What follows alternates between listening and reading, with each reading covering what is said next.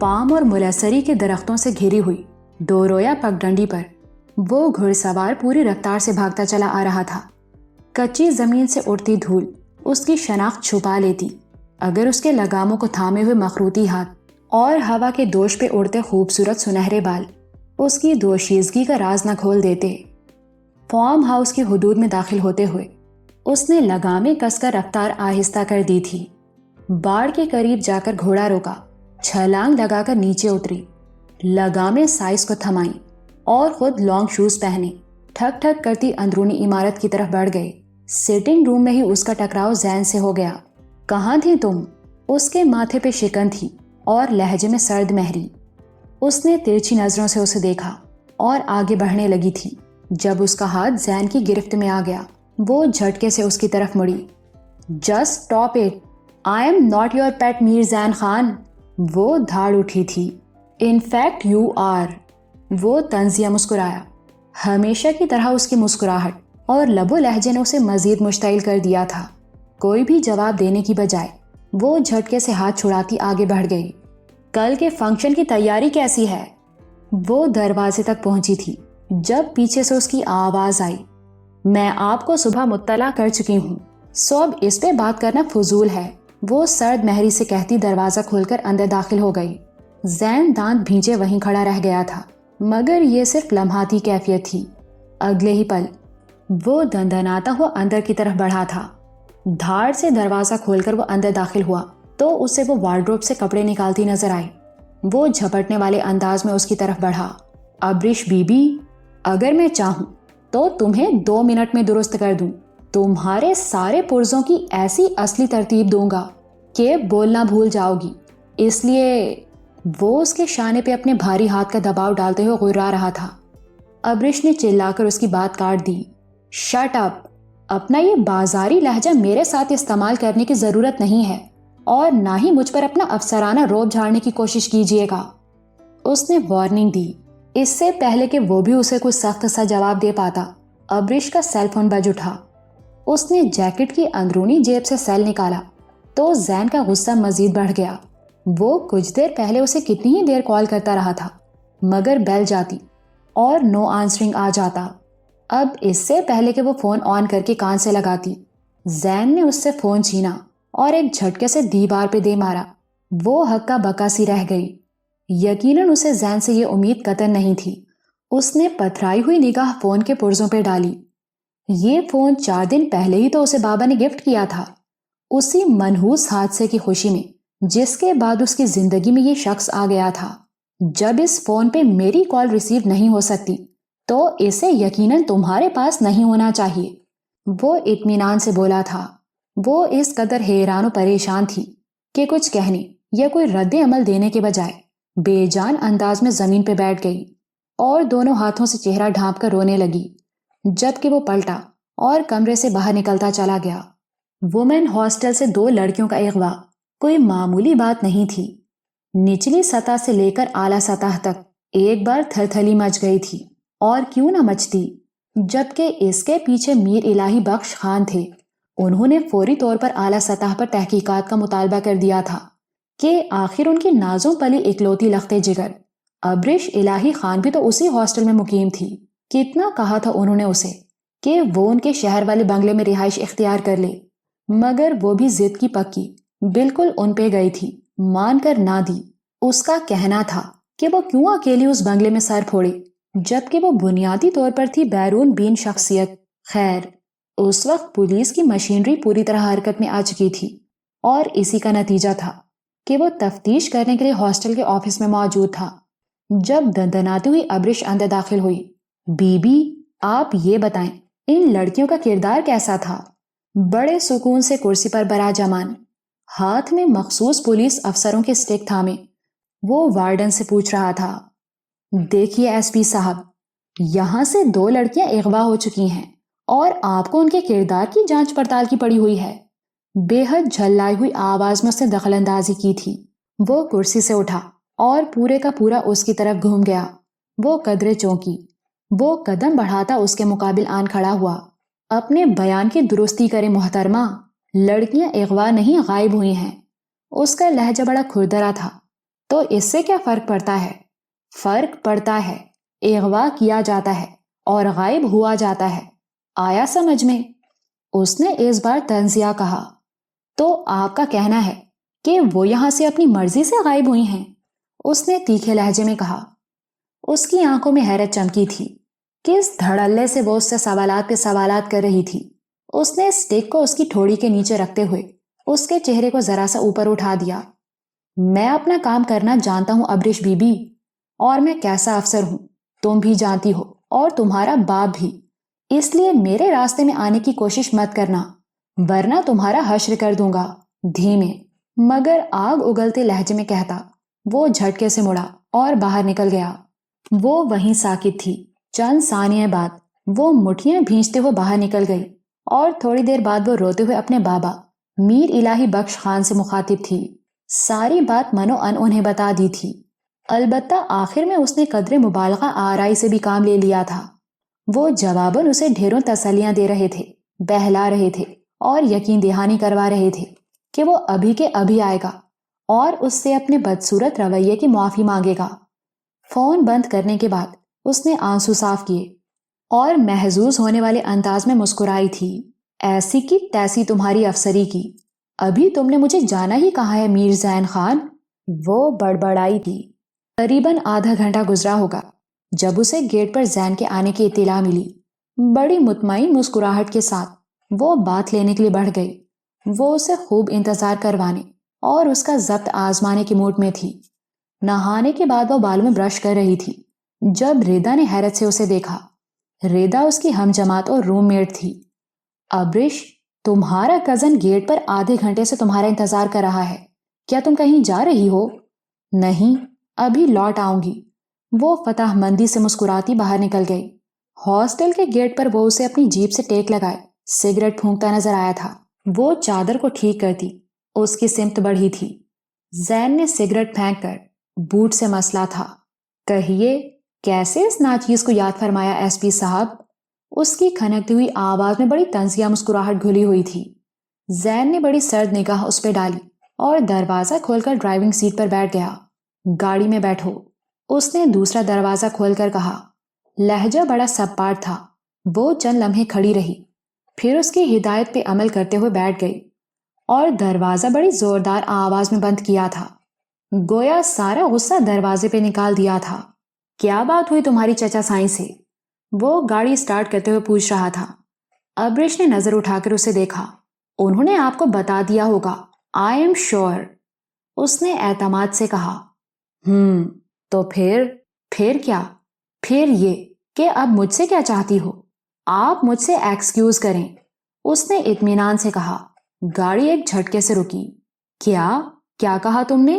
Excuse کروں تم سے؟ But why? وہ حیرت سے چلا پڑا تھا۔ ابرش نے بھویں اچکا کر اسے گھورا۔ آپ نے میرے ساتھ مس بیہیو کیا تھا، اس نے جتایا۔ اور جو تم نے کیا اس کا کیا؟ وہ تل ملا اٹھا تھا۔ اوکے فائن، آپ بابا کو بتا دیں، اس نے تسلی سے شانے اچکائے۔ تم مجھے بلیک میل نہیں کر سکتی ابرش بی بی، اس نے طنز کیا۔ میں ایسا کچھ نہیں کر رہی۔ اوکے۔ وہ چند لمحے اسے پرسوچ انداز میں دیکھتا رہا، پھر اس کے دونوں ہاتھ اپنے ہاتھوں میں تھام لیے۔ وہ بے تحاشا کنفیوز ہو گئی۔ Oh dear, I want an apology, وہ مدھم لہجے میں گنگنایا تھا۔ آنکھوں سے پھوٹتی تپش بڑی جاندار تھی۔ ابرش نے جھٹکے سے ہاتھ کھینچ لیے۔ یہ آپ کیا کر رہے ہیں؟ اس کی رنگت تمتمائی ہوئی تھی۔ اس کی حالت پہ زین نے ایک بلند کہکہا لگایا۔ ایکسکیوز کیا ہے؟ اب وہ اسے جلا رہا تھا۔ مجھے ہاسٹل چھوڑ دیں، اس نے رخ پھیر کر کھڑکی کی طرف کر لیا۔ اتنی جلدی کیا ہے؟ چلو میرے بنگلے پہ چلیں، اچھا سا ڈنر کریں گے، وہ بڑے دوستانہ انداز میں کہہ رہا تھا۔ میں نے آپ سے کہا نا مجھے ہاسٹل چھوڑ دیں، وہ اس کی طرف رخ کر کے بلند آواز میں بولی تھی۔ زین کے لبوں پہ جلا دینے والی مسکراہٹ آ گئی۔ لگتا ہے ایکسکیوز پسند نہیں آیا۔ اس کا لہجہ بڑا ٹھنڈا تھا۔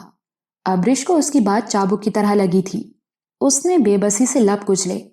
اس کے ساتھ تو الٹی ہو گئی سب تدبیریں والا معاملہ ہوا تھا۔ کیسا زیرک تھا وہ شخص! وہ تو اسے جلانا چاہتی تھی مگر الٹی آنتیں گلے کو پڑ گئی تھیں۔ چلو جیسے تم کہو، اس نے گاڑی سٹارٹ کر دی تھی۔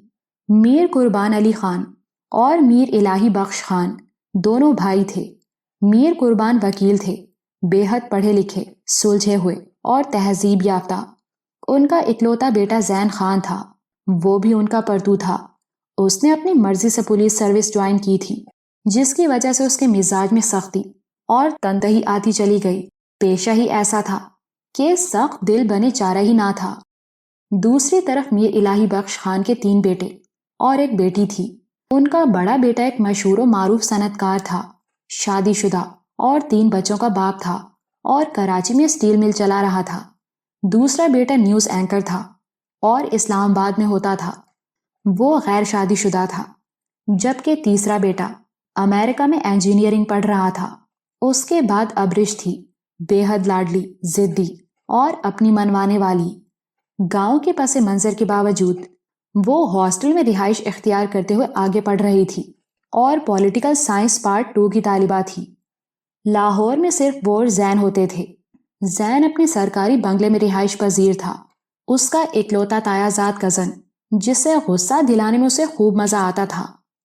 بابا ہمیشہ اسی کو بھیج دیتے، کبھی سامان دے کر، کبھی پیسے دے کر، کبھی کتابیں، اور اکثر شاپنگ پہ لے جانے کی ذمہ داری بھی زین خان ہی کی تھی۔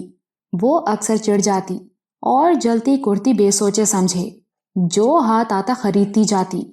ایسے میں وہ اپنے ساتھ چلتے اس باڈی گارڈ کو قطعاً بھول جاتی، جو منہ میں گھونگیاں ڈالے، ہر 10 منٹ بعد گھڑی پہ نگاہ ڈال کر اسے اپنے قیمتی وقت کا احساس دلاتا تھا۔ جب کبھی بابا لاہور آتے تو زین کے گھر میں اکثر ڈنر ہوتا، جس میں اس کی شرکت لازمی ہوتی تھی۔ بھلا ایسا ممکن تھا کہ بابا آتے اور اسے گھماتے نہ؟ سر فہرست پکنک پوائنٹ تو ان کے نزدیک زین کا سرکاری بنگلہ ہی تھا۔ ابرش کے شوق بھی بڑے عجیب تھے، گھڑ سواری اور نشانہ بازی، دونوں میں اس نے باقاعدہ ٹریننگ لی تھی۔ اگر وہ گھوڑے کی پشت پر بے خوف و خطر سواری کر سکتی تھی تو دوسری طرف اس کا نشانہ بھی باکمال و بے خطا تھا۔ بابا نے اس کے عجیب و غریب شوق ہونے کے باوجود اس پہ کوئی پابندی نہ لگائی تھی۔ وہ اس کی ہر خواہش و ضد ہمیشہ پوری کرتے تھے، مگر جواباً انہوں نے اس سے اس کے بدلے صرف ایک ہی چیز کا اختیار مانگا تھا، اور وہ تھا شادی۔ اسے ہاسٹل بھیجنے سے پہلے انہوں نے اس سے وعدہ لیا تھا کہ وہ شادی ان کی پسند سے کرے گی۔ ابرش نے بلا چون و چرا ان کے فیصلے کو مان لیا تھا۔ اس کا تعلق بظاہر ایک ماڈرن مگر کسی حد تک روایت پسند فیملی سے تھا، جہاں بہرحال آج بھی باپ کی مرضی کو اولویت دی جاتی تھی۔ سب سے زیادہ اس کی دوستی ردا سے تھی، جو اس کی روم میٹ بھی تھی۔ وہ اس کی اور زین کی نوک جھونک سے بے حد محظوظ ہوتی تھی، اور یوں ابرش الہی بخش خان اپنی زندگی اور ذات میں بڑی مطمئن و مسرور تھی اور زندگی گزارتی جاتی تھی۔ ردا نے اس سے کہا تھا کہ وہ اس کے ساتھ شاپنگ پہ چلے۔ پہلے تو وہ پس و پیش کرتی رہی، کیونکہ اسے پتا تھا بابا کبھی نہیں مانیں گے۔ وہ قطعاً اس حق میں نہ تھے کہ وہ اکیلی گھومتی پھرے، اسی لیے وہ ہمیشہ زین کو اس سے نتھی کر دیتے۔ مگر آج ردا نے اس سے اتنے درخواست گزار انداز میں کہا کہ اسے مانتے ہی بنی تھی۔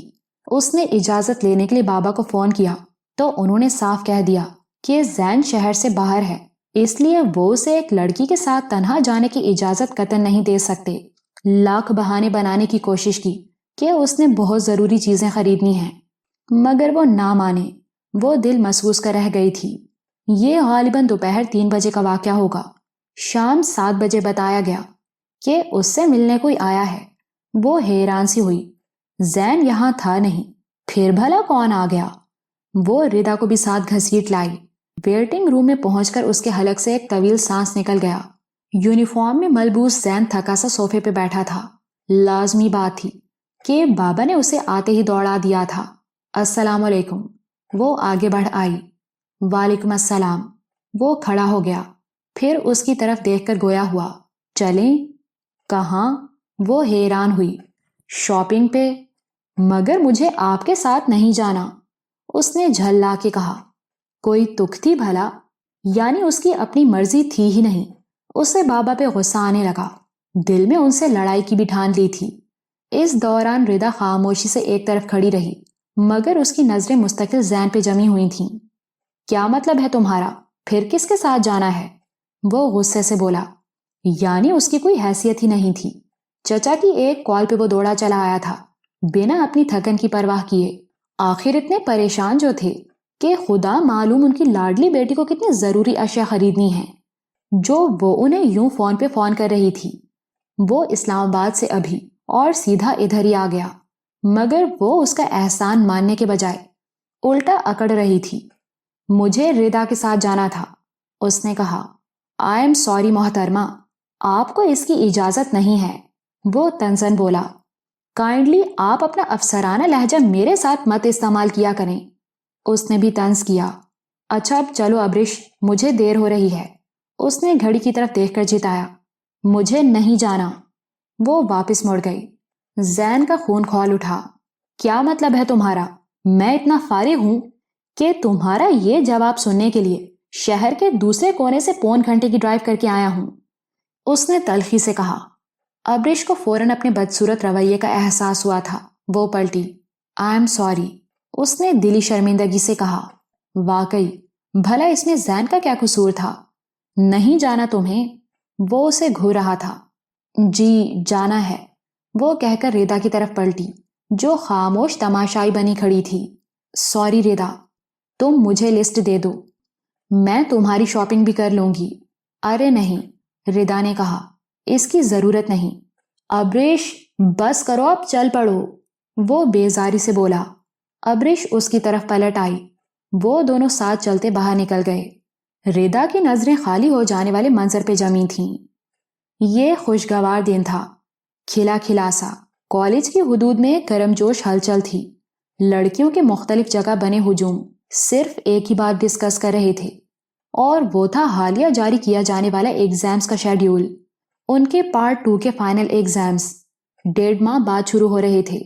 وہ بھی ردا کے ساتھ لائبریری میں بیٹھی یہی ڈسکس کر رہی تھی۔ بس ایگزامز ہو جائیں تو اماں نے میری شادی کر دینی ہے، ردا نے کہا۔ واقعی، وہ خوشی سے بولی۔ تم کہیں انگیجڈ ہو ردا؟ اس نے حیرانی سے پوچھا۔ جواباً ردا کی شرمیلی سی مسکراہٹ نے اسے حیران کر دیا۔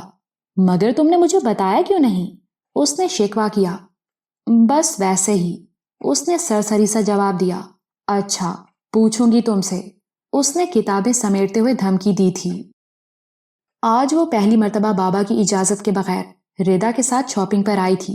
وہ ردا کو اپنے منگیتر سے بات کرنے کے لیے موبائل گفٹ کرنا چاہ رہی تھی۔ اس نے سوچا، تھوڑی دیر کی ہی تو بات ہے، اس کے لیے زین کو کیا تنگ کرنا۔ موبائل خرید کر وہ دونوں اب سم خرید رہی تھیں۔ سم آن کرانے کے لیے دکاندار نے شناختی کارڈ طلب کیا۔ ردا نے پورا پرس کھنگال ڈالا، مگر کارڈ نہ ملا۔ اس نے بے بسی سے ابرش کو دیکھا، اسے ہنسی آ گئی۔ اب ایسی شکل تو نہ بناؤ، مجھے کچھ ہو جائے گا۔ اس نے مسکرا کر ردا کو دیکھا اور پھر اپنا شناختی کارڈ دکاندار کے ہاتھ میں تھما دیا۔ مگر اس طرح تو سم تمہارے نام پر ہو جائے گی۔ ردا پریشان ہو گئی۔ So what? میں یوز کروں یا تم؟ ایک ہی بات ہے۔ اس کے لہجے میں بے پناہ پیار تھا۔ ردا نے تشکر سے اسے دیکھا۔ سم لے کر دونوں ہاسٹل واپس آ گئیں۔ وہ پیٹرولنگ پہ تھا جب اس کا سیل بجنے لگا۔ وہ عجلت میں تھا، سو اس نے نمبر دیکھے بغیر فون اٹھا لیا۔ یس، کیسے ہیں زین؟ بڑی اپنائیت سے پوچھا گیا تھا۔ ٹھیک ہوں، آپ کیا کر رہے ہیں؟ آپ کون ہیں؟ زین تھوڑا جھنجھلایا۔ یہ جاننا ضروری ہے کیا؟ مدھم لہجہ بڑی مٹھاس لیے ہوئے تھا۔ زین کے ماتھے پہ بل پڑنے لگے۔ بہت ضروری ہے، بتائیں، اس نے سرد مہری سے کہا۔ ناموں میں کیا رکھا ہے؟ دیکھیے بی بی، میرے پاس اتنا وقت نہیں کہ میں ان فضولیات میں پڑھوں، اس لیے صاف بات کیجیے۔ وہ بے لچک تھا۔ اوف، اپنا یہ افسرانہ انداز چھوڑ دیجیے ایس پی صاحب، کھنکتی ہنسی کے ساتھ کہا گیا۔ زین کے سر پہ کسی نے دھماکہ سا کیا تھا۔ یہ انداز، یہ الفاظ تو صرف اس کے ساتھ ابرش ہی بولتی تھی۔ وہ کچھ دیر خاموش رہ گیا۔ میں اسی لہجے میں بات کرنے کا عادی ہوں، آپ کہیں اور وقت برباد کریں محترمہ۔ اس کا انداز مزید سخت ہوا تھا۔ جب وقت ہی برباد کرنا ہے تو آپ پر کیوں نہیں؟ وہ آنچ دیتے ہوئے لہجے میں بولی تھی۔ زین کا دماغ گھوم گیا۔ اس نے کھٹاک سے فون بند کر دیا تھا۔ اسے یقین نہیں ہو رہا تھا کہ یہ ابرش تھی، مگر وہ ایسا کیوں کرے گی؟ کیسی اتفاق کی بات تھی کہ اس کی ابرش سے کبھی فون پہ بات نہیں ہوئی تھی، ورنہ وہ فوراً اس کی آواز شناخت کر لیتا۔ اس نے اسکرین پہ نظر دوڑائی، مگر وہ ابرش کا نمبر نہیں تھا، کوئی انجان نمبر تھا۔ پہلے اس کے ذہن میں آیا کہ وہ اس نمبر پہ کال بیک کرے اور اس کا دماغ درست کر دے، مگر پھر وہ ہچکچا گیا کیونکہ اسے یہ بھی لگ رہا تھا کہ یہ ابرشی کی شرارت ہو سکتی تھی، ورنہ رانگ کالز اسے کبھی نہیں آتی تھیں۔ اسے کچھ دیر اسی طرح بیٹھے گزر گئی، پھر اس نے کوفت سے سر جھٹکا اور اس اچانک اٹھنے والے معاملے کو پس پشت ڈال دیا۔ مگر یہ مسئلہ ختم نہیں ہوا تھا۔ وہ ہر وقت اسے میسیجز کرنے لگی۔ شروع میں وہ صرف یہ اندازہ لگانا چاہتا تھا کہ وہ کون ہے، مگر اس کے لیے اسے زیادہ محنت نہیں کرنا پڑی۔ اسے بہت جلد اندازہ ہو گیا کہ وہ ابریشی تھی۔ اس کی باتیں اتنی زیادہ ملتی جلتی تھیں کہ وہ ماننے پہ مجبور ہو گیا تھا، اور یہ یقین ہو جانے کے بعد کہ وہ ابریشی تھی، دکھ اور افسوس کا گہرا احساس تھا جس نے زین کو اپنے حصار میں لے لیا تھا۔ کبھی وہ اسے مختصر کال بھی کرتی، وہ اتنے خوبصورت لہجے میں بولتی کہ وہ حیران رہ جاتا۔ اس کی بے تابی اور دل کو کھینچ لینے والی کشش زین کو مسحور کر دیتی، مگر اس سب کے باوجود وہ بہت کم بولتا تھا، اور اس نے اپنا ریکارڈ صاف رکھنے کے لیے کبھی اس نمبر پہ کال یا میسج نہ کیا تھا۔ کل کو کوئی بات کھلتی تو کم از کم اس کے ہاتھ تو صاف ہوتے۔ وہ اس سے کہتی تھی، آپ پر یونیفارم بہت سجتا ہے زین۔ توصیفی لہجہ زین کو عجیب سی کیفیت سے دوچار کر جاتا۔ کبھی وہ مصروف ہو جا تو فون ہی نہ اٹھاتا، تب وہ اسے بہت افسردہ میسج بھیجا کرتی، آپ بہت سخت دل ہیں زین۔ وہ خراب موڈ کے ساتھ میسج پڑھتا اور ڈیلیٹ کر دیتا، مگر ایک اور خیال اسے اکثر ستاتا، وہ یہ کہ ابرش کے لہجے میں بڑی موزور سرکشی ہوتی ہے، ضد ہوتی ہے، اور کسی قدر اس کا رویہ بے لچک بھی۔ زین کو یہ سب یاد آتا تو اسے یہ لڑکی ابرش نہیں لگتی۔ اسی کشمکش میں 10 دن گزر گئے۔ ایک شام وہ کراچی میں تھا، ضروری میٹنگ چل رہی تھی، جب اس کا سیل فون بج اٹھا۔ اس نے فون نکالا اور سائلنٹ پہ لگا دیا، مگر اسکرین پہ چمکتے ہوئے نمبر نے اس کو بے حد تیش دلایا تھا۔ موقع تھا نہ وقت کہ وہ اپنی بھڑاس نکال پاتا، جب ہی ضبط کر کے رہ گیا۔ مگر رات اس کا فون آیا تو زین نے اس کی خوب بے عزتی کر ڈالی۔ دیکھیے بی بی، کہیں اور کوشش کیجئے، ان تیلوں میں تیل نہیں، سمجھ میں آیا؟ میرے لیے کچھ مشکل نہیں، مجھے صرف ایک فون کرنا پڑے گا اور آپ کی ساری ہسٹری میرے ٹیبل پہ ہوگی۔ زین کا لہجہ مروت سے آری تھا، مگر وہ لڑکی بھی کمال تھی۔ اس نے بڑی بے خوفی سے زین کی بات کاٹ دی۔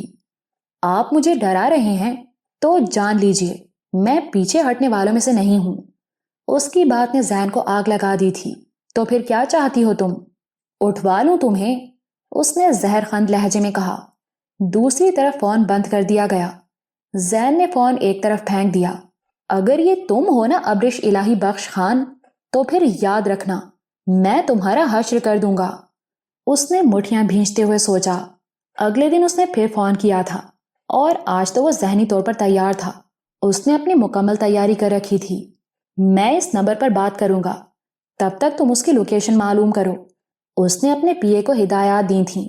وہ سر ہلاتا باہر نکل گیا۔ یس، اس نے فون آن کیا۔ کیسے ہیں آپ؟ جیسا پچھلے 28 سال سے ہوں، اس نے کہا۔ جواباً وہ کھلکھلا کر ہنس دی۔ بڑا پریکٹیکل جوک ہے بھائی، کیونکہ میں خود بہت پریکٹیکل ہوں، اس نے سب پارٹ انداز میں کہا۔ میں جانتی ہوں، اس کا لہجہ مدھم تھا۔ کتنا کچھ جانتی ہو میرے بارے میں؟ اس نے چپتے ہوئے لہجے میں کہا۔ سب کچھ، وہ بولی۔ زین کی پیشانی پر ایک شکن آ گئی۔ تو پھر بتاؤ مجھے، تمہیں کیا لگتا ہے میں تمہیں اتنے دنوں سے کیوں برداشت کر رہا ہوں؟ اس نے ایک گیند اس کے کورٹ میں پھینکی۔ جواباً ایک گہری خاموشی چھا گئی۔ تمہیں کیا لگتا ہے اس بے فائدہ فون کال سے تمہیں کچھ مل جائے گا؟ وہ اسی طرح بولتا گیا۔ وہ پھر خاموش ہو رہی۔ دیکھو، خاموش مت رہو، خاموشیاں غلط فہمیاں بڑھا دیتی ہیں۔ ٹھیک کہا آپ نے زین، مجھے واقعی حیرانی ہے کہ آپ مجھے کیوں برداشت کر رہے ہیں اتنے دنوں سے، اور مجھے یہ بھی پتا ہے کہ ان فون کالز سے مجھے کچھ نہیں ملے گا، لیکن میں کیا کروں، آپ مجھے اچھے لگتے ہیں۔ اس کے انداز میں بے بسی کو چھوتی ہوئی التجا تھی۔ وہ سن سا رہ گیا۔ تو اس میں میرا کیا قصور ہے؟ اس نے پھر سے تلخی بھرے لہجے میں کہا۔ دیکھیں، میں آپ کو کوئی نقصان تو نہیں پہنچا رہی نا؟ بس کچھ دیر بات ہی کرتی ہوں اور چند دنوں تک وہ بھی چھوڑ دوں گی، پھر تمہیں عقل آ جائے گی۔ اس نے طنز کیا، جب میں یہاں رہوں گی ہی نہیں تو کال کیسے کروں گی؟ وہ یاسیت سے بولی تھی۔ کیوں، پھر کہاں رہو گی؟ وہ حیران ہوا، یہ لڑکی تو 007 سے بھی زیادہ پراسرار نکل رہی تھی۔ ایگزامز کے بعد میں واپس چلی جاؤں گی، وہ مدھم آواز میں بولتی گئی۔ اس سے پہلے کہ وہ کچھ بولتا، اسے اپنے پی اے کی طرف سے اوکے کا اشارہ ملا اور زین نے مزید بات کیے بغیر فون بند کر دیا۔ سر، یہ نمبر وومن ہاسٹل کی لوکیشن میں ہے، یہ کسی لڑکی کے نام ہے، کچھ عجیب سا نام ہے، ابرش الہی بخش خان۔ اس کا پی اے کچھ اور بھی کہہ رہا تھا مگر زین کے دماغ میں دھماکے ہو رہے تھے۔ اس کا بدترین خدشہ سچ نکلا تھا۔ وہ آفس سے باہر آ گیا۔ تم اتنا گر سکتی ہو ابرش، میں نے کبھی سوچا بھی نہیں تھا۔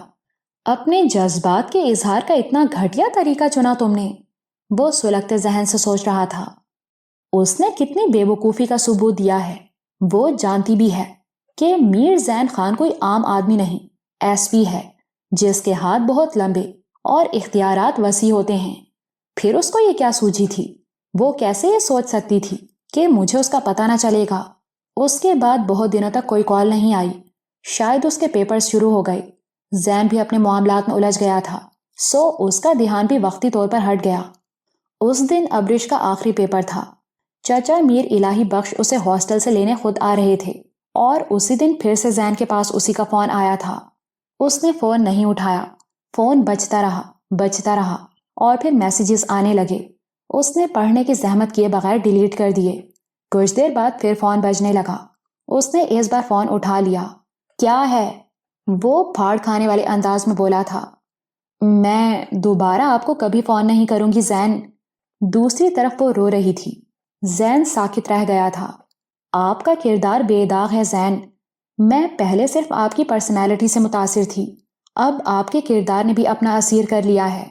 آج کے دور میں جبکہ ٹیلی فونک فرینڈشپ ایک عام بات بن چکی ہے، پھر بھی آپ نے میری گستاخی اور بے وقوفی سے کوئی فائدہ نہیں اٹھایا۔ میں آپ کی مشکور ہوں۔ وہ بہت رنجیدہ تھی، وہ بھی خاموش تھا۔ میرا مقصد آپ کو تنگ کرنا کبھی بھی نہیں تھا، میں تو صرف آپ سے بات کرنا چاہتی تھی، خواہ کچھ دیر کے لیے ہی صحیح۔ میں کوئی فضول بات نہیں کروں گی کہ میں آپ سے محبت کرتی ہوں وغیرہ وغیرہ، لیکن یہ سچ ضرور ہے کہ میں آپ کو پسند کرتی ہوں۔ اتنے بہت سارے دن میں نے آپ کو بہت تنگ کیا، مجھے معاف کر دیجیے گا۔ اب میں آپ کو کبھی تنگ نہیں کروں گی۔ اور ایک آخری التجا ہے آپ سے، پلیز اس نمبر پہ کبھی کانٹیکٹ مت کیجیے گا پلیز۔ وہ پھر سے رونے لگی۔ اوکے۔ زین نے فون بند کر کے طویل سانس لیا۔ وہ عجیب سی کیفیات کا شکار ہو رہا تھا۔ تو ابرش اس سے متاثر تھی، اسے پسند کرنے لگی تھی۔ اس کے لبوں پہ ایک مسکراہٹ آ گئی جو دم بدم گہری ہوتی جا رہی تھی۔ ابرش اندر آئی تو ردا بیڈ پہ اوندھی لیٹی رو رہی تھی۔ آج وہ سب تتلیاں اپنے اپنے گھروں کو لوٹ رہی تھیں۔ وہ دکھ کے گہرے احساس کے ساتھ اس کے پاس بیٹھ گئی۔ بس کرو ردا، مجھے بھی تم سے بچھڑنے کا اتنا ہی دکھ ہے، لیکن تم فکر مت کرو، ہم ایک دوسرے سے رابطے میں رہیں گے۔ وہ اس کو تسلی دے رہی تھی۔ ہاں میں جانتی ہوں۔ وہ آنکھیں پوچھتی ہوئی اٹھ بیٹھی۔ کر لیا فون؟ ابرش نے پوچھا۔ ابا آئیں گے مجھے لینے، ردا نے بتایا۔ اور اسد نہیں آئے گا؟ وہ اسے چھیڑنے کو بولی۔ ردا نے صرف نفی میں سر ہلانے پہ اکتفا کیا تھا۔ اور تم بتاؤ، تمہیں کون لینے آئے گا؟ یقیناً زین، ردا نے پوچھا۔ نہیں، بابا آئیں گے مجھے لینے، ابرش نے خوش دلی سے کہا۔ ردا کے چہرے پہ مایوسی چھا گئی۔ ابرش اب پیکنگ میں مصروف تھی۔ اس نے بھی اٹھ جانا ہی مناسب سمجھا اور اسی رات وہ سب ایک دوسرے سے بچھڑ گئیں۔ ایک دوسرے سے ڈھیروں وعدے لیے گئے، فون نمبرز کے تبادلے ہوئے اور سب رخصت ہو گئیں۔ واپسی کا سفر کرتی ردا نہیں جانتی تھی کہ اس نے ابرش کے لیے کتنی مشکلات کھڑی کر دی تھیں، اس کے راستے میں کیسے کانٹے بو دیے تھے۔ اسے گاؤں آئے بہت دن بیت گئے تھے جب ایک دن تایا جان اور تائی جان کے ساتھ زین آیا تھا۔ وہ اس سے شکوہ کر رہی تھی اور جواباً وہ ہلکا سا مسکرا کر خاموش ہو گیا تھا۔ ایگزامز کیسے ہوئے تمہارے؟ بہت اچھے، بس اب مجھے رزلٹ کا انتظار ہے، وہ بچوں جیسے جوش سے بولی تھی۔ وہ بغور اسے دیکھتا رہا۔ اسی شام تائی جان نے اسے مانگ لیا۔ وہ ششدر سی رہ گئی تھی. بھلا ایسا کب سوچا تھا اس نے؟ مگر وہ تو پہلے ہی بابا کو یہ حق دے چکی تھی، سو اب بولنا بیکار تھا. بابا نے اسی وقت ہاں کر دی. مبارک سلامت کا ایک شور اٹھا اور تائی جان نے شگن کے طور پر اس کے ہاتھ میں سونے کے 2 کنگن پہنا دیے. وہ اتنی زیادہ حیران تھی کہ اسے شرمانا یاد ہی نہ رہا تھا. وہ ٹکر ٹکر سب کے چہرے دیکھ رہی تھی، یہ جانے بغیر کہ زین کی نظریں صرف اسی کے چہرے پر مرکوز تھیں. وہ لوگوں کے اندر اترنے کا فن جانتا تھا اور اس وقت ابرش کے تاثرات نے اسے ٹھٹکا دیا تھا. زین کے خیال میں اسے خوش ہونا چاہیے تھا، آخر یہی تو چاہا تھا اس نے. پھر وہ اس طرح کیوں کر رہی تھی؟ زین نے ماں سے بات کرنے سے پہلے بہت سوچا تھا، مگر اسے یہی لگا کہ اگر وہ ابرش کی اس غلطی کو نظر انداز کر دے تو وہ ایک اچھی لڑکی تھی، وہ اسے پسند کرتا تھا اور اس کے ساتھ زندگی گزارنے کے بارے میں اس کے ذہن میں کوئی سوال یا نشان نہ تھا. مگر اس وقت وہ متذبذب ہو رہا تھا. بیگم قربان نے اس سے کہا کہ وہ ابرش سے بات کرنا چاہتا ہے تو کر لے. چچا سائیں کو بھی اعتراض نہ تھا. کون سا وہ پہلی بار مل رہے تھے؟ وہ تو ہمیشہ سے ہی ابرش کی ہر ذمہ داری زین پہ ڈال دیا کرتے تھے، سو اب تو وہ بے حد خوش تھے. انہیں اپنا یہ ذہین اور بااصول بھتیجا بے حد پسند تھا. وہ دونوں لوہے کے سنہرے کام سے سجے جھولے کے گرد کھڑے تھے. تم خوش ہو نا ابرش؟ زین کے انداز میں سچائی جاننے کی جستجو تھی. نہیں، اس نے سر اٹھا کر پوری سچائی سے کہا. کیوں؟ زین کو دھچکا لگا. یہ لڑکی کیا چاہتی تھی بھلا اس سے؟ میں نے کبھی ایسا نہیں سوچا تھا. ابرش نے جھولے میں بیٹھتے ہوئے کہا. کھلی کھلی چاندنی میں جھولا آہستہ آہستہ ہلنے لگا. تو اب سوچ لو، زین نے 2 ٹوک انداز میں کہا، ورنہ اس کا دل چاہ رہا تھا 2 تھپڑ لگا کر اس ڈرامے باز لڑکی کا دماغ درست کر دے. کیسا انجان بننے کا ناٹک کر رہی تھی وہ. مشکل ہے، آپ کے اور میرے مزاج میں بہت مماثلت ہے. وہ کیسے؟ ہم دونوں ہی غصے والے ہیں. ٹھیک. ہم دونوں ہی ضدی ہیں. یہ بھی ٹھیک. اور ہم اپنی منوانا چاہتے ہیں. اور آپ بہت سخت دل ہیں زین. یہ میری فیلڈ کا تقاضا ہے. پتا ہے، بابا کہتے ہیں کہ شوہر اور بیوی کا مزاج ایک جیسا نہیں ہونا چاہیے. کیوں؟ یکساں مزاج ہونے کی وجہ سے ہم دونوں ایک دوسرے کو برداشت نہیں کر سکیں گے. تمہیں ایسا لگتا ہے؟ جی. تو اس کا حل ہے نا. کیا؟ تم بدل جانا. آپ کو لگتا ہے کہ میں بدل سکتی ہوں؟ مجھے یقین ہے. کس پہ؟ خود پہ. میں تمہیں بدل دوں گا. یہ دعویٰ ہے؟ نہیں، یہ ارادہ ہے. چلیں؟ وہ کھڑی ہو گئی. چلو.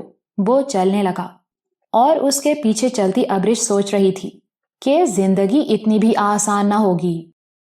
بہار کا موسم تھا. پہلے تو یہ فیصلہ کیا گیا کہ صرف منگنی باقاعدہ طور پر کی جائے گی، مگر پھر شادی کی تیاریاں شروع کر دی گئیں. اسلام آباد سے اس کا بھائی میر عادل خان اور کراچی سے اس کا بڑا بھائی میر بادل خان آ چکے تھے.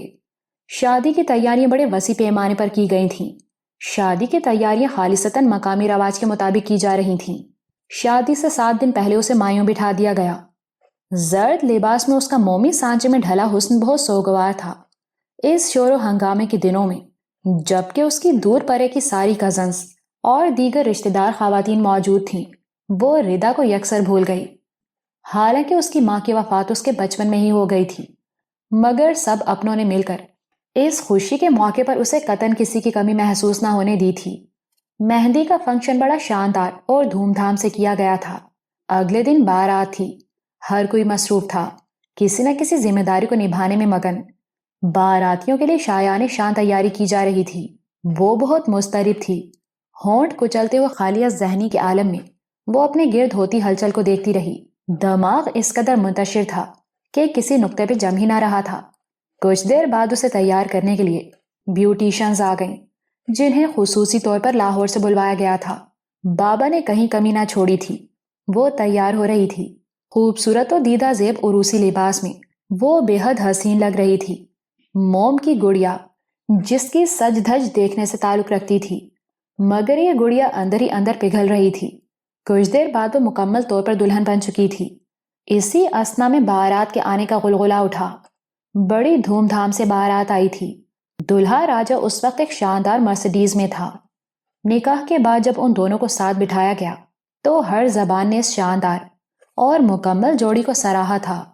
کھانے کے بعد کچھ مقامی رسمیں ہوئیں جن سے نبٹنے کے بعد دلہا نے جانے کی اجازت چاہی تھی، جسے بابا نے نم آنکھوں سے قبول کر لیا تھا۔ اسے رخصت ہو کر سیدھا لاہور میں موجود زین کی رہائش گاہ میں لایا گیا تھا۔ یہ بھی زین کی ہی فرمائش تھی، ورنہ تائی جان نے لاکھ سر پٹخا تھا کہ وہ ان کے آبائی گھر چلے، مگر زین نے انکار کر دیا تھا۔ یہ اس کا حجلہ عروسی تھا۔ سفید للی اور سرخ گلابوں سے سجا کمرہ بے حد خوبصورت اور شاندار تھا۔ وہ تھکی اور نڈھال سی جہازی سائز بیڈ کی پشت سے ٹیک لگائے بیٹھی تھی۔ اسی وقت اجلت میں زین اندر آیا۔ فون اس کے کان سے لگا ہوا تھا اور وہ دوسرے ہاتھ سے کوٹ کے بٹن کھول رہا تھا۔ وہ اتنی جلدی میں آیا تھا کہ ابرش کے سنبھل کے بیٹھنے سے پہلے ہی وہ ڈریسنگ روم میں گھس گیا۔ 10 منٹ بعد وہ یونیفارم میں برآمد ہوا۔ ابرش، ایک ایمرجنسی ہو گئی ہے، پلیز تم چینج کر لو، وہ سب پارٹ انداز میں کہتا باہر نکل گیا۔ اپنی نئی زندگی کے اس بدصورت آغاز پر وہ خون کے گھونٹ پی کر رہ گئی۔ تمہیں تو میں دیکھ لوں گی میر زین خان۔ وہ بڑبڑاتی ہوئی بیڈ سے اٹھی تھی۔ لباس تبدیل کرنے کے بعد اس نے زیورات سنبھالے اور سونے کے لیے بیڈ پر آ گئی۔ تھکن کی وجہ سے اسے جلد ہی نیند آ گئی، مگر اس کے باوجود اس کے اندر اذیت بھری ایک کیل گڑ گئی تھی۔ اگلی صبح وہ جاگی تو اس کے پہلو میں بے شکن بستر اس بات کا گواہ تھا کہ وہ رات بھر نہیں لوٹا تھا۔ وہ دل میں اٹھتے درد کے احساس کو دباتی فریش ہونے چلی گئی۔ گھر مہمانوں سے بھرا ہوا تھا اور وہ کوئی تماشا نہیں چاہتی تھی، اور یہ تو اسے پہلے ہی معلوم تھا کہ زین خان کے سنگ زندگی بڑی پیچیدگیوں اور مشکلوں سے دوچار رہے گی۔ اس کا غصہ، تند مزاجی اور کرخت طبیعت کو بڑے حوصلے سے سہنا تھا اسے۔ دل ہی دل میں وہ خود کو مضبوط بنا رہی تھی۔ ناشتے کی میز پر اس کی ملاقات زین سے ہوئی تھی۔ وہ سلام کر کے اس کے مقابل بیٹھ گئی۔ ناشتہ کرنے کے بعد تیار ہو جانا، ہم فارم ہاؤس چل رہے ہیں، زین نے کہا۔ Farm house? اس نے پوچھا۔ دل ہی دل میں وہ جھوم اٹھی تھی۔ فارم ہاؤس جانے کا مطلب تھا گھڑ سواری اور نشانہ بازی کی مشقیں کرنے کا سنہری موقع۔ کل ولیمے کا فنکشن وہیں ہے، اس نے چائے پیتے ہوئے کہا۔ جی ٹھیک ہے، ابرش نے سر ہلا دیا۔ ناشتہ کرنے کے بعد وہ واپس کمرے میں آ گئی۔ تائی جان بھی اس کی مدد کروانے کے خیال سے اندر آ گئیں۔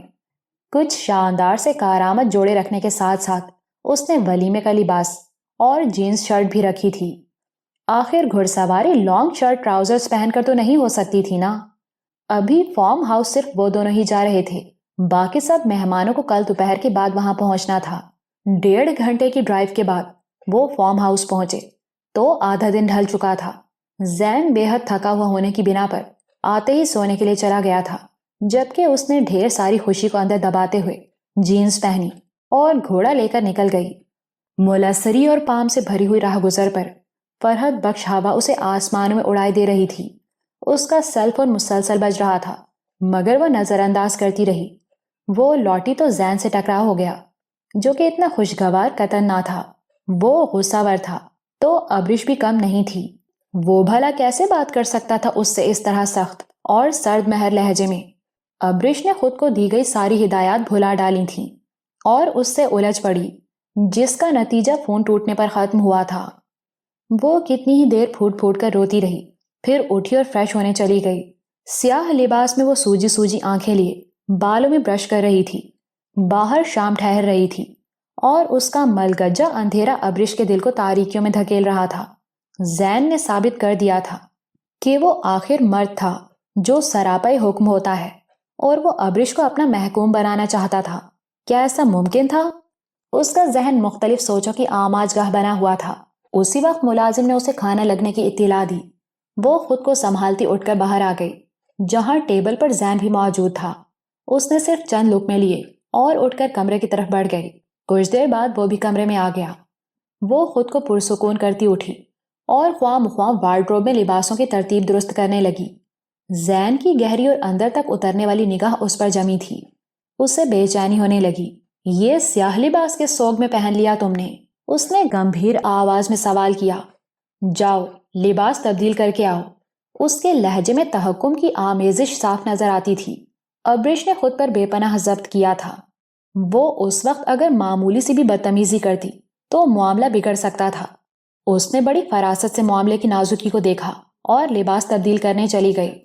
کچھ دیر بعد وہ لوٹی تو ایک سرخ رنگ کے کامدار جوڑے میں جھلملا رہی تھی۔ زین کی نگاہیں اس پر جم سی گئیں۔ ابرش، اس نے پکارا۔ اس پکار میں کچھ ایسا تھا جس نے ابرش کو بے تحاشا نروس کر دیا تھا۔ اس نے سر اٹھا کر زین کو دیکھا جس کی آنکھوں میں واضح طلب تھی۔ اس کے اندر ہلچل مچ گئی۔ وہ آہستہ آہستہ آگے بڑھنے لگی اور وہ عجیب رات تھی جو اس کی جھولی میں کوئی خوشی نہیں ڈال کے گئی تھی۔ یہ روحوں کا ملاپ نہیں تھا۔ اس کی روح اس کے وجود سے نکل گئی۔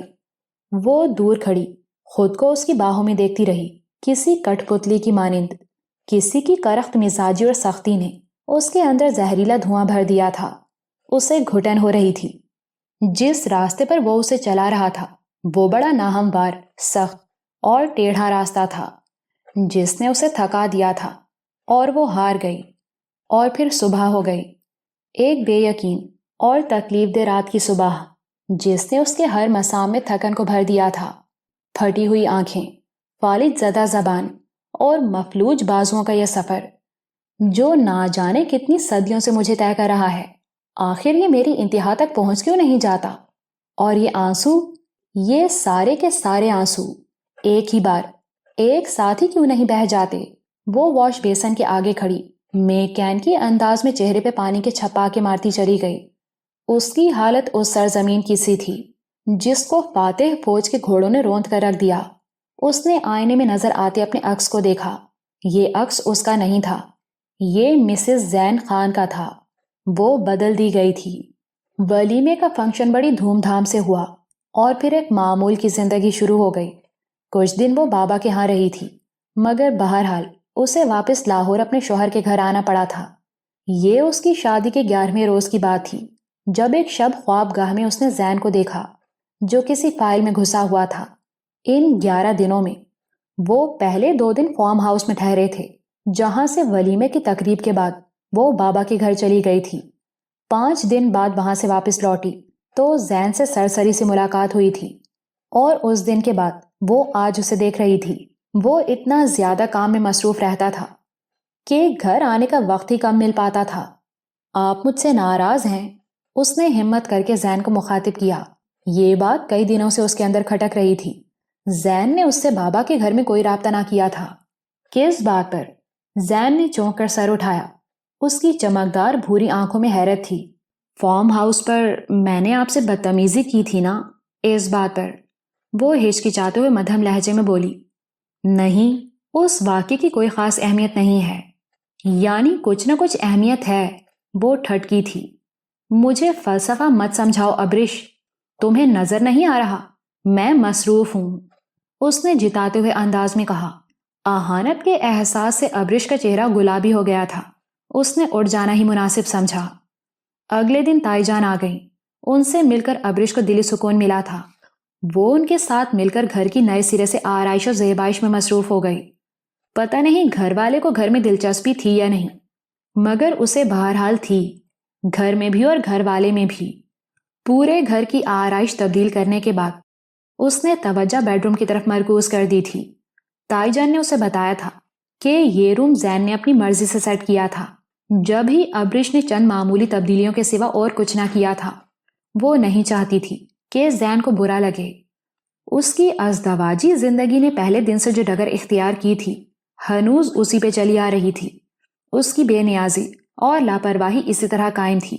وہ اب بھی ہفتے میں 2-3 دن ہی رات کو گھر آ پاتا تھا، اور سب سے بڑھ کر اس کا ابرش کے ساتھ رویہ بھی اسی طرح کا تھا، عجیب سا۔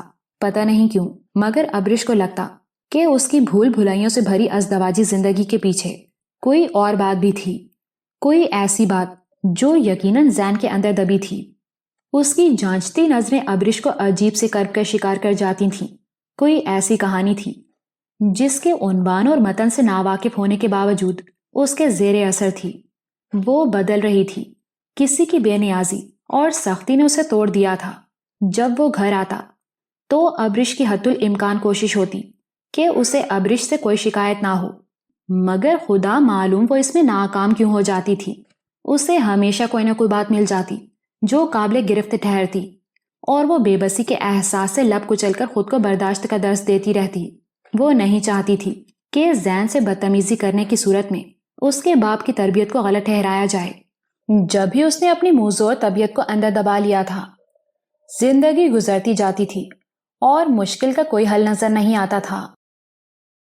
گلابی جاڑوں کا موسم تھا۔ ایک دھندلی صبح جبکہ وہ آفس جانے کے لیے تیار ہو رہا تھا، ابرش اس کی مدد کر رہی تھی۔ وہ یونیفارم پہن کر لوٹا تو فون کان سے لگا ہوا تھا اور شرٹ کے بٹن کھلے ہوئے تھے۔ یقیناً اسے بند کرنے کا موقع ہی نہ ملا تھا۔ وہ آہستگی سے آگے بڑھی اور بڑی دل نواز مسکراہٹ کے ساتھ اس کی شرٹ کے بٹن بند کرنے لگی۔ اس کے سنہرے بال اس کے چہرے پر جھکائے تھے۔ زین کے ہاتھ نے نرمی سے بال پیچھے ہٹا دیے۔ ابرش نے چونک کر اس کی طرف دیکھا۔ وہ فون بند کر چکا تھا۔ پھر اس نے نرمی سے ابرش کو بازوؤں میں لے لیا۔ ایک بات بتاؤ۔ اس کی آنکھوں میں عجیب سی چمک تھی۔ پوچھیں؟ اس نے نظر جھکا لی۔ مجھ سے محبت کرتی ہو نا؟ اس کا لہجہ پر یقین تھا۔ آپ کو کیا لگتا ہے؟ اس نے نظریں اٹھا کر اعتماد سے پوچھا۔ کسوٹی کھیلنا چاہتی ہو؟ نہیں، اس نے شانے اچکائے۔ تو پھر میری بات کا جواب دو۔ اور اگر میں نہ دینا چاہوں تو؟ اس نے بھی اسی کے انداز میں کہا۔ زین کے ماتھے پر شکن آ گئی۔ اس نے ابرش کو ایک دم جھٹکا دیا۔ وہ اس سے ٹکرائی تھی۔ تم جواب دو گی اور ضرور دو گی، وہ چبھتے ہوئے لہجے میں بولا تھا۔ زبردستی ہے کیا؟ ابرش ضد سے بولی۔ ہاں، اس نے اپنی گرفت سخت کر دی۔ آپ مجھے ہرٹ کر رہے ہیں، اس نے مزاحمت کی تھی۔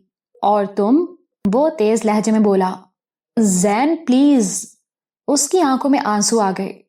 میں آنسوؤں میں بہنے والا مرد نہیں ہوں ابرش خان، تم اچھی طرح جانتی ہو۔ اس کا لہجہ بے لچک تھا۔ کیا مجھے آزادی رائے کا حق ہے؟ اس نے ایک گہری سانس لے کر پوچھا تھا۔ کیوں نہیں؟ تم کسی عام، جاہل اور گنوار شخص کی بیوی نہیں ہو، تم میر زین خان کی بیوی ہو، اس نے غرور سے کہا۔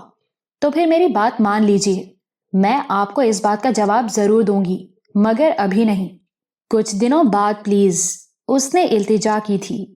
وہ پیچھے ہٹ گیا تھا۔ وہ لب کچلتی باہر نکل گئی۔ اسے ابھی ناشتے کا انتظام دیکھنا تھا۔ اسے آج بابا بہت یاد آ رہے تھے اور ردا بھی۔ وہ ردا کا نمبر گم کر بیٹھی تھی، جب ہی وہ اسے شادی پہ بھی نہ بلا سکی تھی، جس کا اسے دلی افسوس تھا۔ اس کی یہ یاد رنگ لائی تھی اور اسی دن بابا اس سے ملنے آ گئے۔ وہ بے تحاشا خوش تھی۔ وہ ان کے پاس بیٹھی ڈھیروں باتیں کرتی رہی۔ وہ اس کے لیے یہ خوشخبری بھی لائے تھے کہ ردا نے انہیں گھر کے نمبر پر فون کیا تھا، اور جب انہوں نے اسے بتایا کہ ابرش کی شادی ہو چکی ہے تو وہ بے حد خوش ہوئی تھی۔ فوراً ابرش کا نمبر مانگنے لگی تو انہوں نے اسے ابرش کا نیا نمبر دے دیا تھا۔ ابرش ان کی بات پر پریشان ہو گئی تھی۔ جانے وہ بیچاری کب تک کال کرتی رہی ہوگی، مگر اس کا تو نمبر ہی بند ملا ہوگا۔ الہی بخش زین سے مل کر جانا چاہتے تھے، مگر وہ پتہ نہیں کہاں تھا کہ فون بھی نہیں اٹھا رہا تھا۔ وہ بہت مایوس ہو کر لوٹے تھے۔ دکھ تو ابرش کو بھی بے حد تھا، کم از کم وہ فون پہ بات تو کر سکتا تھا۔ اس رات وہ گھر لوٹا تو ابرش کا موڈ سخت خراب تھا۔ بابا آئے تھے، اس نے ڈنر ٹیبل پر زین کو بتایا۔ اس نے صرف سر ہلانے پر اکتفا کیا۔ آپ کو کال کرتے رہے، آپ نے فون ہی نہیں اٹھایا۔ وہ بہت سنبھل کے بول رہی تھی، مگر کہیں اندر شدید غصہ دبا ہوا تھا۔ میں پیٹرولنگ پہ تھا اور فون سائلنٹ پہ، سب پارٹ لہجہ تھا، تو جب آپ نے فون چیک کیا تھا تو کال بیک کر کے ایٹ لیسٹ انہیں بتا تو دیتے کہ آپ نہیں آ سکیں گے، اس نے شکوہ کیا۔ وہ کرسی دھکیل کر کھڑا ہوا اور تیز تیز قدم اٹھاتا باہر نکل گیا۔ وہ ساکت بیٹھی رہ گئی۔ اس کی نظر اپنے ہاتھوں پہ پڑی جو لرز رہے تھے، اور بے آواز کتنے ہی آنسو رخساروں پہ بہہ رہے تھے۔ بہت دیر تک وہ ایسے ہی بیٹھی رہی، پھر خود کو سنبھال کر اٹھی اور اندر کی طرف بڑھ گئی۔ زین بیڈ پہ نیند دراز کوئی مووی دیکھنے میں مگن تھا۔ اس نے شب خوابی کا لباس پہنا اور اپنے مقام پر لیٹ گئی۔ سر لحاف میں دیے وہ کتنی دقتوں سے خود پر قابو پانے کی کوشش کر رہی تھی، ورنہ دل چاہ رہا تھا کہ پھوٹ پھوٹ کر رو دے۔ وہ تھکی ہوئی تھی اور سونا چاہتی تھی، مگر ٹی وی کی آواز اس کی راہ میں مزاحم تھی۔ کچھ دیر بعد ٹی وی کی آواز بند ہو گئی۔ کمرے میں خاموشی چھا گئی۔ اسے خواہش تھی اور اس کا دل چاہ رہا تھا کہ وہ نرمی سے اس کا کندھا تھپتھپائے اور اپنے رویے پر معذرت کرے، مگر وہ جانتی تھی یہ ناممکن تھا۔ وہ بے خبر سو چکا تھا۔ رات قطرہ قطرہ بھیگ رہی تھی اور زندگی میں تاریکی بڑھتی جاتی تھی۔ اس کی ازدواجی زندگی اسی اتار چڑھاؤ کا شکار تھی۔ زین کا رویہ بھی اسی طرح کا تھا، ویسا ہی سرد مہر، لاپرواہ اور بے حس۔ اس میں کوئی تبدیلی نہ آئی تھی، مگر اس نے اپنا کہا سچ ثابت کیا تھا۔ اس نے ابرش کو بدل دیا تھا۔ غصہ کرنا تو درکنار، وہ اونچی آواز میں بولنا بھی بھول گئی تھی۔ شادی کو 4 ماہ بیت گئے تھے۔ اس بار تائی جان آئی تو اسے شاپنگ پر لے جانے پر بضد ہو گئیں۔ زین سے بات ہوئی تو اس نے صاف انکار کر دیا۔ میں ماں ہوئی اس کی، تمہیں کس بات پر اعتراض ہے؟ وہ بگڑ گئیں۔ میں اسے خود لے جاؤں گا، مجھے یقین نہیں تمہاری بات پر، تو مت کریں۔ اس کی بے نیازی عروج پر تھی۔ مجھے تمہاری اجازت درکار نہیں زین، وہ اسے جتا رہی تھیں۔ ٹھیک کہا آپ نے، مگر اسے میری اجازت درکار ہے، جو میں نہیں دوں گا۔ اس نے ابرش کی طرف انگلی اٹھا کر کہا۔ یہ کہیں نہیں جا رہی، سنا آپ نے؟ اس کی آواز بلند تھی۔ وہ چونکی تھیں۔ دن کی روشنی میں تو کبھی نظر آئے نہیں تم اس گھر میں، شاپنگ پہ کیا خاک لے کر جاؤ گے اسے؟ وہ جل کر بولی تھیں۔ اس کی آپ فکر مت کریں۔ وہ بات ختم کرتا باہر نکل گیا۔ تائی جان اتنی خفا ہوئی کہ اسی دن واپس لوٹ گئیں، جس کا زین نے کوئی نوٹس نہ لیا تھا۔ ان کے جانے کے بعد ابرش رات گئے تک جاگتی رہی تھی۔ اس کا ذہن بس ایک ہی نقطے پر ٹھہر گیا تھا، کیا میں زین کے نزدیک اس قابل نہیں ہوں کہ اس کے بغیر باہر جا سکوں؟ کیا اسے میرا کردار مشکوک لگتا ہے؟ کیا اس کے لیے میں قابل اعتبار نہیں ہوں؟ یہ سوالات بڑے نوکیلے تھے اور ابرش کے خون کی گردش مدھم کرتے جاتے تھے۔ اس نے یہ تو سوچا تھا کہ زین کے ساتھ زندگی مشکل ہوگی، مگر اتنی کٹھن ہوگی یہ اس کے گمان میں نہیں تھا۔ وہ خود پہ ضبط کرتی نڈھال سی ہوئی جا رہی تھی، مگر اس میں اتنی ہمت نہیں تھی کہ وہ زین سے ان سارے سوالوں کا جواب مانگ سکے۔ اگلے دن اسے ایک اچھی خبر ملی تھی، اور وہ تھا لینڈ لائن پر آنے والا ردا کا فون۔ وہ بے حد خوش تھی۔ ردا اس سے ساری باتیں جان لینا چاہتی تھی، زین کی اور اس کی شادی، زین کا رویہ، یہ شکوہ کہ اسے نہیں بلایا، اور سب سے بڑھ کر اس کا موجودہ پتہ۔ وہ مسکرا کر اس کی ساری باتوں کے جواب دیتی گئی۔ ردا بھی آج کل لاہور آئی ہوئی تھی۔ اس نے اگلے دن آنے کا وعدہ کر لیا۔ ابرش نے فوراً حامی بھر لی تھی، مگر یہی بات جب اس نے زین کو بتائی تو اس کے تاثرات عجیب سے ہو گئے۔ میں نے اسے بلا کر غلط تو نہیں کیا نا؟ وہ انجانے خدشوں کے پیش نظر پوچھ رہی تھی۔ ہاں، وہ کھردرے لہجے میں بولا۔ کیوں؟ کیونکہ دوستیاں کالج تک ہی محدود ہونی چاہیے، گھر تک آنے والی دوستیاں مجھے پسند نہیں ہیں۔ وہ ہنوز اسی لہجے میں بات کر رہا تھا۔ ابرش کو دھچکا لگا۔ میری وہ اکلوتی دوست ہے، اس نے آہستگی سے کہا۔ So what? وہ کتاب بند کرتے ہوئے بولا۔ مگر اب میں اسے بلا چکی ہوں، تو منع کر دو۔ یہ ممکن نہیں ہے، اس نے احتجاج کیا۔ کیوں؟ اس کے ماتھے پہ شکن آ گئی۔ آخر میں کیوں مانوں آپ کی بات؟ وہ جھلا گئی تھی۔ کیونکہ یہ مجھے پسند نہیں ہے۔ اس نے کتاب سائڈ ٹیبل پر پٹکی اور فون ابرش کی طرف بڑھایا تھا۔ اپنی فرینڈ کو فون کرو اور اسے بتا دو کہ وہ مت آئے۔ بے لچک اور تحکم سے بھرا لہجہ ابرش کے اندر سناٹے بھر گیا۔ میں یہ نہیں کروں گی، وہ سرکشی سے بولی۔ تمہیں یہ کرنا ہوگا، اس نے زور دیا۔ آخر میں ہی آپ کی ہر بات کیوں مانوں؟ آپ کو مجھ میں کچھ بھی پسند نہیں ہے۔ میرے بابا کے گھر جانا، انہیں فون کرنا، شاپنگ پہ جانا، اونچی آواز میں بولنا، اور اب میری دوست کا آنا، آپ کو تو کچھ بھی پسند نہیں۔ کیا آپ مجھے بتا سکتے ہیں میر زین خان کہ آخر آپ اتنے شکی مزاج کیوں ہیں؟ ایسی کون سی خرابی دیکھ لی آپ نے میرے کردار میں؟ کیا کیا ہے میں نے؟ کچھ بتائیں گے آپ مجھے؟ وہ پھٹ پڑی تھی۔ زہر خند لہجے میں وہ بلند آواز سے بول رہی تھی۔ Shut up! وہ چلایا تھا۔ You shut up! خریدا نہیں ہے آپ نے مجھے جو… وہ اس سے بھی بلند آواز میں بولی، مگر زین کا دایاں ہاتھ اٹھا اور پوری قوت سے اس کے دائیں گال پہ پڑا۔ مضبوط ہاتھ کی ضرب اتنی بھاری تھی کہ وہ لڑکھڑا کر پیچھے گری۔ ہاں، اعتراض ہے مجھے تمہاری ہر بات پہ۔ شک کرتا ہوں میں تم پر۔ اس کی وجہ بھی تم ہی ہو۔ یہ دیکھو، اس نمبر کو پہچانتی ہو نا؟ تمہارا خفیہ نمبر، جس سے تم مجھے فون کالز کرتی رہیں۔ تمہیں کیا لگا تھا میں جان نہیں پاؤں گا تمہارے ہاتھوں بیوقوف بنتا رہوں گا؟ تم نے ایس پی میر زین خان کو اتنا کم عقل سمجھا تھا؟ میں تو بہت پہلے ہی جان گیا تھا کہ یہ تم تھیں جو مجھے رانگ کالر بن کر تنگ کر رہی تھیں۔ اپنی پسندیدگی کے دعوے بھول گئے تمہیں؟ یاد ہے آخری فون پہ کیا کہا تھا تم نے؟ آپ کا کردار بے داغ ہے زین۔ میں چاہتا تو کال بیک کر کے تمہارا بھانڈا پھوڑ سکتا تھا، مگر میں اتنا گرا ہوا نہیں ہوں۔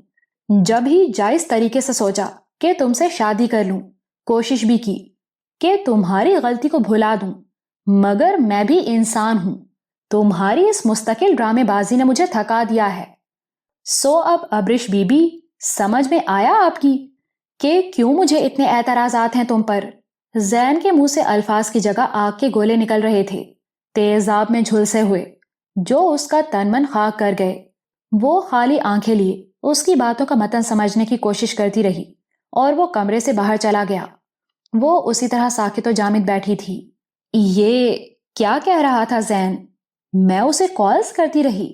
نہیں، اسے غلط فہمی ہوئی ہے۔ ایسا بھلا کیسے ممکن ہے؟ لیکن وہ نمبر تو میں نے ردا کے لیے لیا تھا، وہ کیوں کرے گی زین کو فون؟ تو پھر کیا زین نے میرے ساتھ جھوٹ بولا ہے؟ نہیں، وہ جھوٹ نہیں بولتا، لیکن پھر وہ ایسا کیوں کہہ رہا تھا؟ وہ بڑبڑا رہی تھی، اس کے سارے جسم پر لرزہ سا طاری تھا۔ وہ دونوں بازو گھٹنوں کے گرد لپیٹ کر بیٹھ گئی۔ وہ شک کرتا ہے مجھ پر۔ اس کے سینے میں تیر سگڑ گیا تھا۔ پتہ نہیں اسے کتنی دیر اسی طرح بیٹھے گزر گئی، جب باہر سے کسی کی آواز آئی، پھر دروازہ کھلا اور ردا اندر آ گئی۔ اس کے ہاتھ میں کئی شاپنگ بیگز تھے۔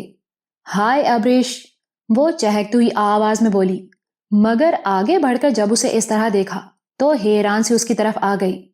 کیا ہوا؟ ایسے کیوں بیٹھی ہو؟ ابریش خالیہ ذہنی کے عالم میں ویران آنکھیں لیے اسے یکٹک دیکھے گئی۔ تمہاری طبیعت ٹھیک ہے نا؟ وہ کہتا ہے۔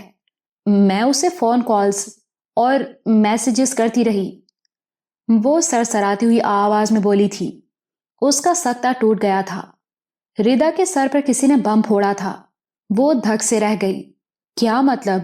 یہ جھوٹ ہے ردا۔ میں نے کبھی اسے فون یا میسج نہیں کیا، ایک بار بھی نہیں۔ وہ ایسا کیسے کہہ سکتا ہے؟ وہ اتنا بڑا الزام کیسے لگا سکتا ہے ردا؟ وہ دھاڑے مار مار کر رو رہی تھی۔ اس بار سن ہونے کی باری ردا کمال کی تھی۔ وہ مجھ پہ شک کرتا ہے، مجھے کہیں آنے جانے بھی نہیں دیتا۔ اس کی آواز کرب سے پھٹ رہی تھی۔ وہ کہتا ہے اسے میری ہر بات پر اعتراض ہے، میں اس کے نزدیک قابل اعتبار نہیں ہوں، اسے میری ہر بات جھوٹ لگتی ہے۔ میں نے کچھ نہیں کیا ردا، اسے میرا یقین نہیں ہے۔ آہ اللہ جی، میری مدد کریں اللہ۔ وہ تڑپ رہی تھی۔ مجسمہ بنی ردا میں حرکت ہوئی اور وہ اٹھ کھڑی ہوئی تھی۔ ابریش گھٹنوں میں سردیاں سسکیاں لے رہی تھی۔ اس کی زبان پہ نوحے تھے۔ ردا باہر نکل آئی۔ اس کا رخ زین کے آفس کی طرف تھا۔ وہ کچھ ضروری ڈسکشن دینے میں مصروف تھا جب اسے اطلاع ملی کہ کوئی خاتون اس سے ایمرجنسی میں ملنا چاہتی ہیں۔ اس نے اندر آنے کا کہہ دیا۔ کچھ دیر بعد ایک لڑکی اندر داخل ہوئی۔ اس کی عمر بامشکل 23-24 سال رہی ہوگی۔ وہ واجبی شکل و صورت کی لڑکی تھی۔ جی فرمائیے بی بی۔ زین خان نے اسے بیٹھنے کا اشارہ کیا۔ وہ اس کے سامنے کرسی پہ بیٹھ گئی۔ میرا نام ردا کمال ہے، اس نے اپنا نام بتایا۔ زین بری طرح چونکا۔ اس کی آواز نے زین کو اندر سے کلک کیا تھا۔ میں 2 سال ابرش کی کلاس فیلو اور روم میٹ رہی ہوں، اس نے کہا۔ اس کی آواز بڑی مدھم تھی اور چہرے کے تاثرات بڑے عجیب سے تھے۔ زین سیدھا ہو کر بیٹھ گیا۔ آپ سچ تک تو پہنچ گئے زین، مگر ابھی آدھا سچ آپ کی نظروں سے اوجھل ہے۔ کیسا سچ؟ زین نے اس سے پوچھا۔ میرا تعلق لوئر مڈل کلاس سے ہے۔ میں شروع سے ہی ابرش سے بہت متاثر تھی۔ میں اکثر اس سے آپ کا ذکر سنتی رہتی تھی۔ مجھے ہمیشہ آپ کی پرسنالٹی بڑی اٹریکٹیو لگی، مگر اصل خرابی تو تب ہوئی جب میں نے آپ کو فرسٹ ٹائم دیکھا۔ میں بتا نہیں سکتی کہ مجھ پر کیا گزری۔ آپ کا اٹھنا بیٹھنا، بات کرنے کا انداز اور یونیفارم، میں شاید پاگل ہو گئی تھی۔ میرے نفس نے مجھے بے قابو کر دیا۔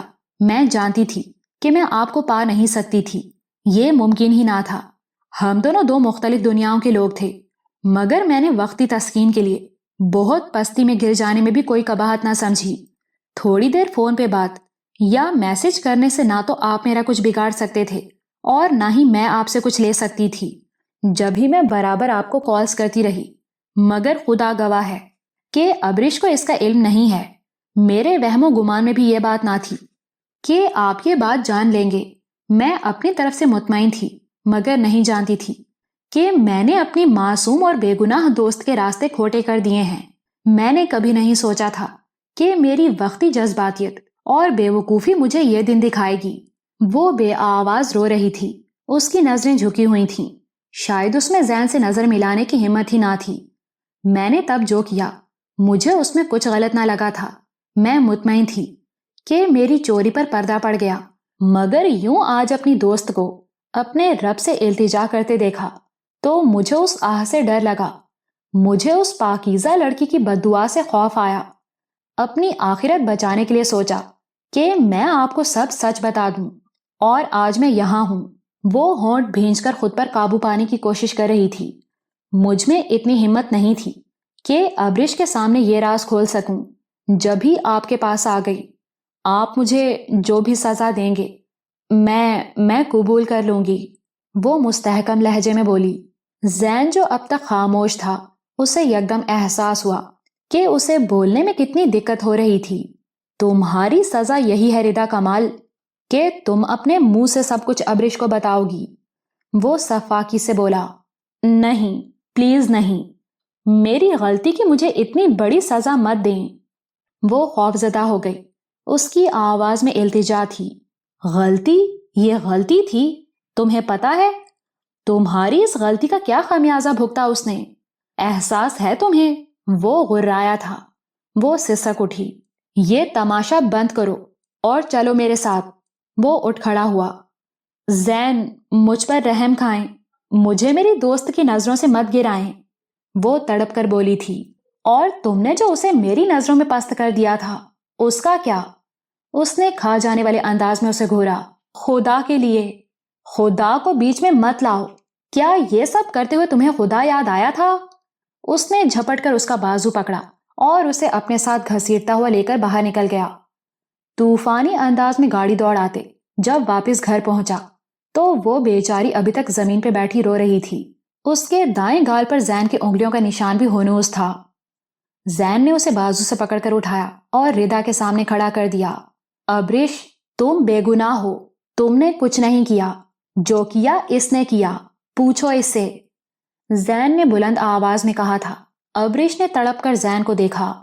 یہ زندگی بخشنے والے الفاظ اس کے لبوں سے ہی ادا ہوئے تھے، مگر وہ کیا کہہ رہا تھا کہ یہ سب ردا نے کیا؟ وہ ناسمجھی کی کیفیت میں ردا کو دیکھنے لگی۔ مجھے معاف کر دو ابرش، میں تمہاری مجرم ہوں۔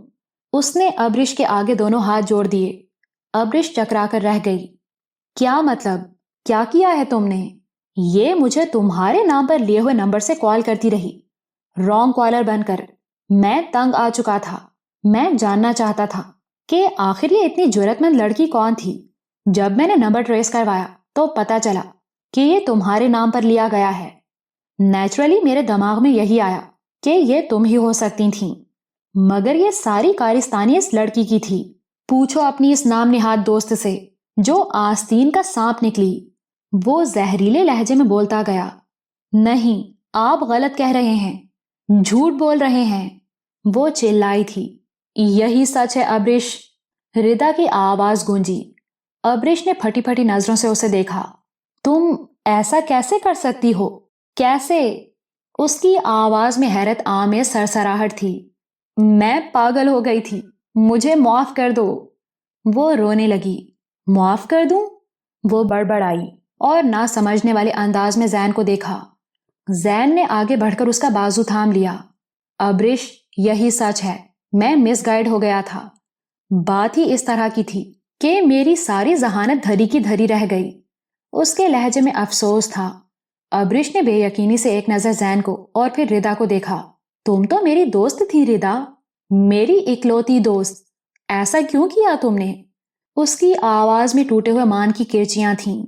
میرا دماغ خراب ہو گیا تھا ابرش، اس نے جیسے خود کو کوسا تھا۔ ابرش، دفع کرو اس گھٹیا لڑکی۔ زین نے اس کو اپنی طرف کھینچ لیا۔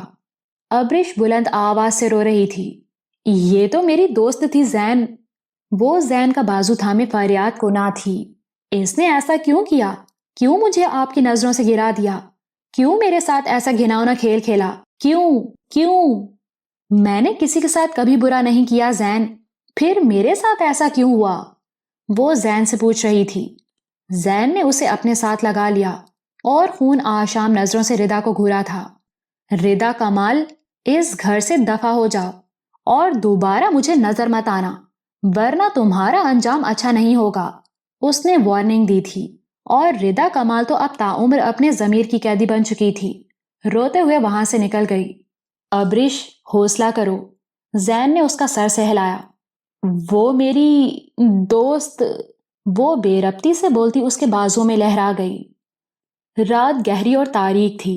وہ بیڈ پر چت لیٹی تھی جب دو بازو نرمی سے اس کے گرد حمائل ہو گئے۔ ابرش، اس کی آواز میں بے تابی اور پیاس تھی۔ مجھے چھوڑ دیں، میں آپ کے قابل نہیں ہوں۔ اس کا وجود لرز رہا تھا۔ ایسا مت کہو، وہ تڑپا۔ یہی سچ ہے میر زین خان، میں تو خود سے نظر ملانے کے بھی قابل نہیں ہوں۔ کیا ہو سکتی ہے میری حیثیت خود اپنی نظر میں؟ ایک ایسی لڑکی جس کے بارے میں ہر حد تک غلط سوچا گیا ہو، جس کو بد کرداری کا سرٹیفکیٹ تھما کر ہر لمحہ اسے بے اعتباری کی مار ماری گئی ہو۔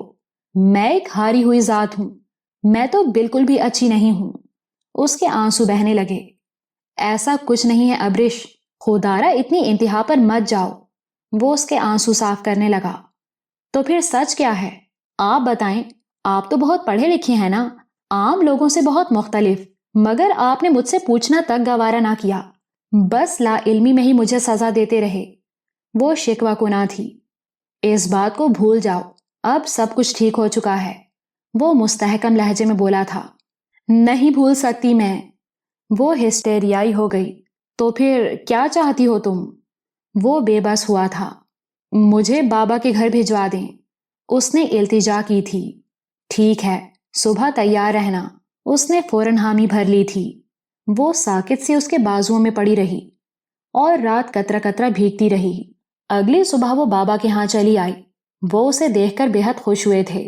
دونوں باپ بیٹی نے مل کر دوپہر کا کھانا کھایا۔ وہ ان کے بازو دباتی رہی اور بابا اس سے پوچھتے رہے کہ زین کے ساتھ وہ خوش تو ہے؟ وہ ان کی تسلی کے لیے مسکرا کر جواب دیتی رہی۔ اس کے بابا نے اسے ایک شاندار زندگی دی تھی، اس کی ہر خواہش پوری کی تھی، اس کے لیے اپنے تئیں ایک بہترین جیون ساتھی تلاش کیا تھا، اور سب سے بڑھ کر اس کے لیے بے شمار دعائیں کی تھیں۔ تو وہ کیسے انہیں اپنی ازدواجی زندگی کی جھلک دکھلا کر دکھی کرتی؟ وہ 2 دن وہاں رکی تھی اور اس دوران اسے سنبھلنے کا خاصا موقع مل گیا تھا۔ تیسرے دن اسے لینے کے لیے زین خود آیا تھا۔ وہ قدرے حیران ہوئی، مگر بابا بے حد خوش تھے۔ وہ کافی دنوں بعد اس سے ملے تھے، جب ہی دیر تک باہم گفتگو میں مگن رہے۔ وہ 4-5 گھنٹوں تک رکا تھا۔ ایک شاندار ضیافت کے بعد وہ دونوں واپسی کے لیے نکل آئے۔ شام ہو چکی تھی، فضا میں ایک دھندلی زردی چھائی ہوئی تھی۔ کیسی طبیعت ہے اب؟ زین نے پوچھا۔ وہ چونک کر متوجہ ہوئی۔ بہتر ہوں، آہستگی سے اس نے کہا۔ میں اس گلٹ سے نکلنا چاہتا ہوں ابرش۔ تو پھر کیا سوچا آپ نے؟ وہ بولی۔ یہی کہ تم سے ایکسکیوز کروں۔ وہ آہستہ سے بولا۔ تو کریں۔ وہ زیر لب مسکائی۔ اسے ایک پرانا منظر یاد آنے لگا تھا۔ زین نے جھٹکے سے بریک لگائی اور پورا کا پورا اس کی طرف گھوم گیا۔ شاید اسے بھی وہ پرانا منظر یاد آ گیا تھا۔ ابرش، میں تم سے اپنے غلط رویے اور سخت الفاظ کی معافی چاہتا ہوں۔ وہ اس کے ہاتھ تھامے بولا تھا۔ وہ ڈبڈبائی ہوئی آنکھوں سے اسے دیکھے گئی۔ میں نے بہت غلط کیا نا؟ وہ بے حد بے چین تھا۔ میں نے تمہیں انجانے میں دکھ دیا، ورنہ سچ تو یہ ہے کہ میں تم سے بے پناہ پیار کرتا ہوں۔ اس کی آنکھوں میں سچی چاہت کے دیے روشن تھے۔ ابرش نے بے ساختہ زین کے شانے پر سر دھر دیا۔ زین کے اندر سکون اترتا گیا۔ اس نے جھک کر ابرش کی پیشانی کو چوما اور گاڑی سٹارٹ کر دی۔ ابرش کا دل پھول کی طرح کھلا ہوا تھا۔ زین کی والہانہ چاہت اسے ایک خوبصورت زندگی کے آغاز کی نوید دے رہی تھی۔ محبت تو بادشاہ ہوتی ہے جو رعایا نہیں رکھتی۔ لیکن غلام ضرور بنا لیتی ہے۔